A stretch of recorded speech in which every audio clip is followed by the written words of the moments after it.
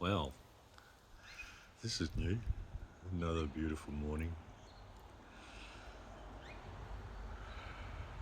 Determination, I guess, is part of the equation of being able to do something different, do stuff in a different way. It's quite extraordinary when I chose to no longer buy into the rhetoric of what the society would actually deem appropriate. You've got to blame, shame. Sure, there's stuff that is damn horrible, and there's enough going on in the world to entertain the darker sides of distraction and so on. But to me, to evolve is to shift out of that, or lift myself. And how do I do that? Well, there's no thinking. There's no thinking involved. It's all about feeling for me. And the whole thing with Ridsdale, gave me so many things to examine in my life. How I built relationships and how I destroyed relationships and hurt people along the way, intentionally and unintentionally. So much.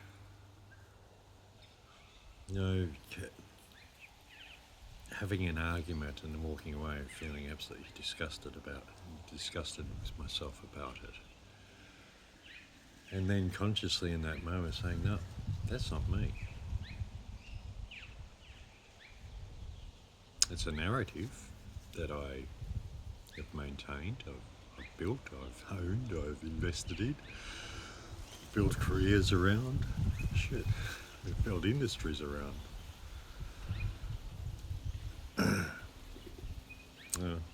It's when you stop saying no more. That's what I did with Ridsdale. Was I allowed myself to rewrite my entire life, or my perception of life and living. Do I die? What happens when I die? All that sort of stuff. All the big stuff. And then brought it back to really simple shit. Just simple stuff. Sorry about the French. Some people don't like it. And started to understand things from a vibrational perspective, and then light and dark and love. I couldn't understand love because I had so little of it in my life, from what I understood, from the feeling of love that I've never actually experienced before, and I could only give it to myself. So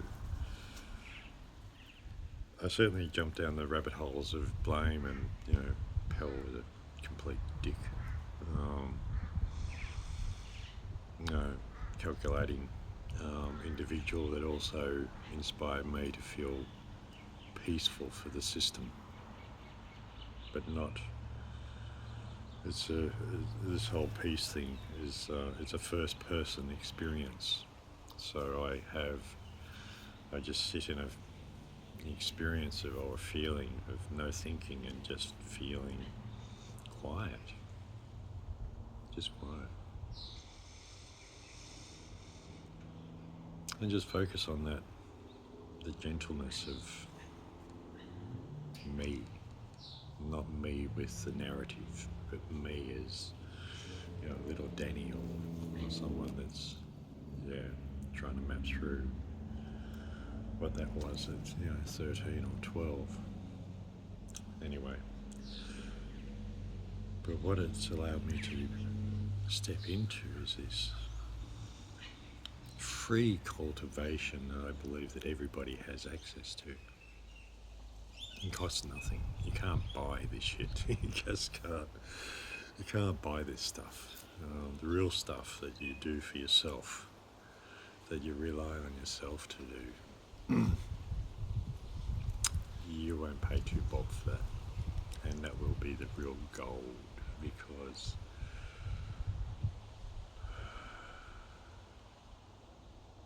comes from self.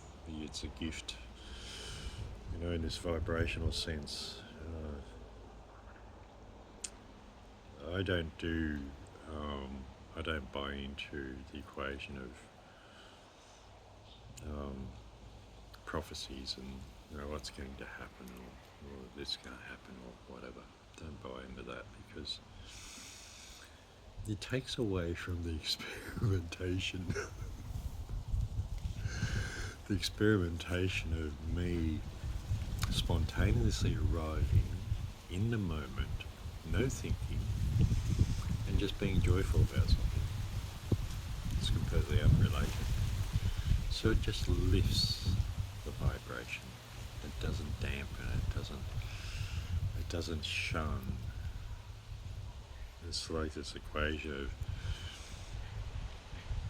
putting out what you want to get back. Always put out what you want to get back. I go back to that fire, the morning after the fire in Townsville, and I just sit in that space of feeling a star in me and all the light. When I came out of Noosa in such a fragmented, bastardized version of a shadow of a person, things like what I've experienced in the last 15 years is just blown. I don't have the imagination to create this stuff. It's just, and it's all born out of feeling and no thinking. It's just, get a little bit, an aha moment or something like that. It's just like, oh, that's weird. I'll ponder on that for a little bit. And slowly over time, those little bit pieces build up into a bit larger puzzle piece. And it just goes, oh shit. Well, I'm a freaking slow learner sometimes. But it's quite extraordinary, and I'm going to bang on about, it's what we can actually do. It's what we can really do when we're broken. Or in the aftermath of being so broken to the core that we just can't, or one just can't map a way forward because hopelessness is set in. I've certainly been down the suicide path many times, and I get to a position in myself, and I ask myself a very simple question. It's like this: Daniel, have you experienced everything you could possibly imagine? I've got goosebumps. Because you can possibly imagine in this life, and I always say no. It's just like, well, you better crawl yourself out of this bloody pile of shit, this mud hole. And I do, slowly over time, differently, tweaking myself differently, and responding differently, being able to sit in this formidable feeling of peace about Ridsdale and many other bloody horrible things is a gift. And it didn't cost me anything to get it. Sure, I follow things, but I don't take a lot on. There's one thing that when I was living in Noosa and all the shit that happened up there or down there, wouldn't change one iota of it. I came across a lady who I needed answers. Society was not giving me, police couldn't help me or anything like that. And the only place I could do is go to a place I fear the most. And that was me. I came across this beautiful lady, part of the local theatre, which is great. Blossom. Love you lots, girl. Do your wonderful work. If you, I'll leave a description down below. If you want some wisdom, encyclopedia is full of it. Go for your life. It's just, I like stuff that doesn't tell you what to do. You know, got to work it out yourself. You know, many a time I've, you know, there's many things that I've been fortunate enough to have a channeling with, or a couple of channelings with White Cloud and others personally. Soul channelings, soul readings are completely different. You know, they don't age. You know, this is going back to 2000 and, oh God, 7, 6, something like that. And I can remember such gold in the words that White Cloud brought through Blossom. And they're as true today as they were in the moments I was weeping my eyes out because Mum had just passed away and my life was absolute hell. But just holding on to, you know, I don't have to be angry about everything all the time. I'm not innocent in the equation, you know, I'm party to whatever happened. So what? Move on. And, you know, Ridsdale gave me the opportunity to awaken myself to not jump down the psychology rabbit hole if I didn't want to. Great practitioners, there's thousands of beautiful practitioners around, and you need help, reach out, because there's plenty of resource. And one of the things I found back in the 80s before Ridsdale went to his first court case was actually telling my story to the constable at Paran, beautiful lady. It was the first time I actually felt, I'm going to cry, I felt listened to, I felt heard. And I've, you know, over decades I've often, you know, just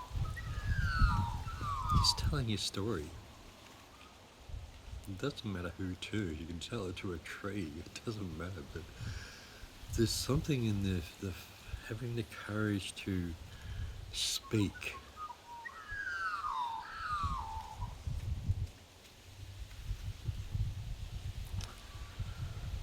To speak. You can't, once something is spoken, you can't take it back.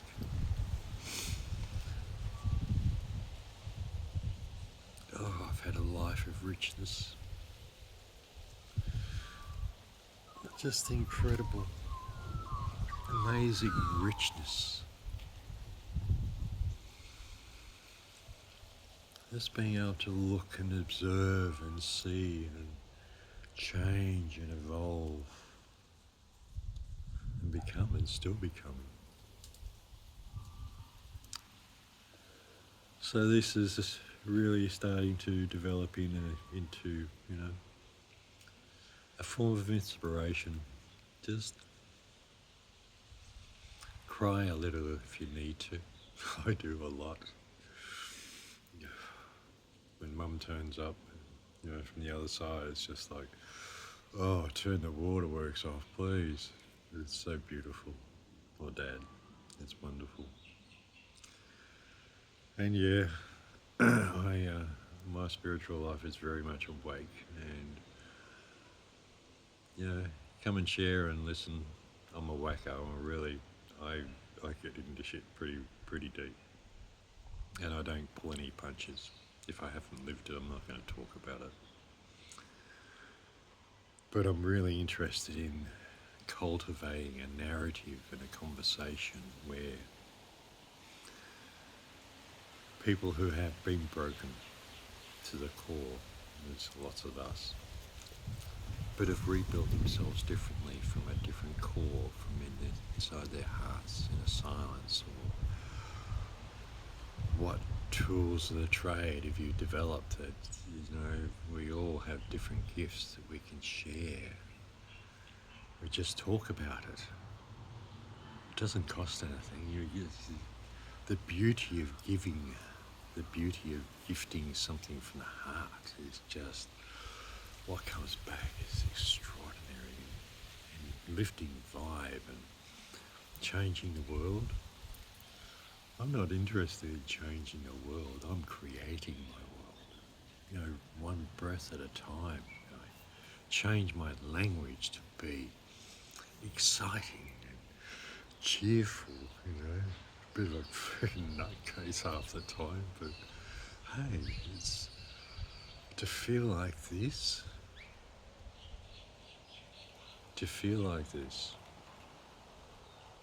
for what I've been through and continuing to scaffold through with vigour and excitement and enthusiasm and, oh yeah, so what? Big deal, move on. I've got more enjoyment to experience, just be. Just be. So, if you're looking for a poo-poo about Pell and Ridsdale, forget it, because this ain't it. Choose to change. The effect on every aspect of one's life is formidable.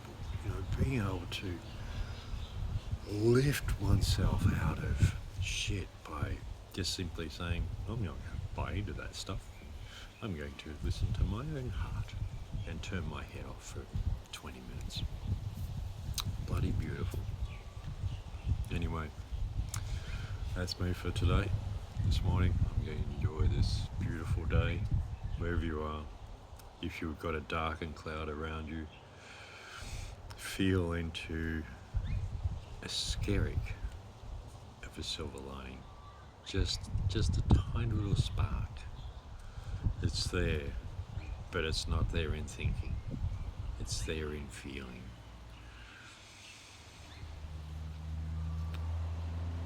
The simplest things, like a breath or being gratitude for an occasional smile at a stranger or something. It's just put some love back into life in the face of adversity, and just smile with one's heart, just for a bit, and just feel oneself. The whole world will change before one's feet. It's not hard, but be gentle. Be gentle. It's a very challenging time. Stay safe. Bye.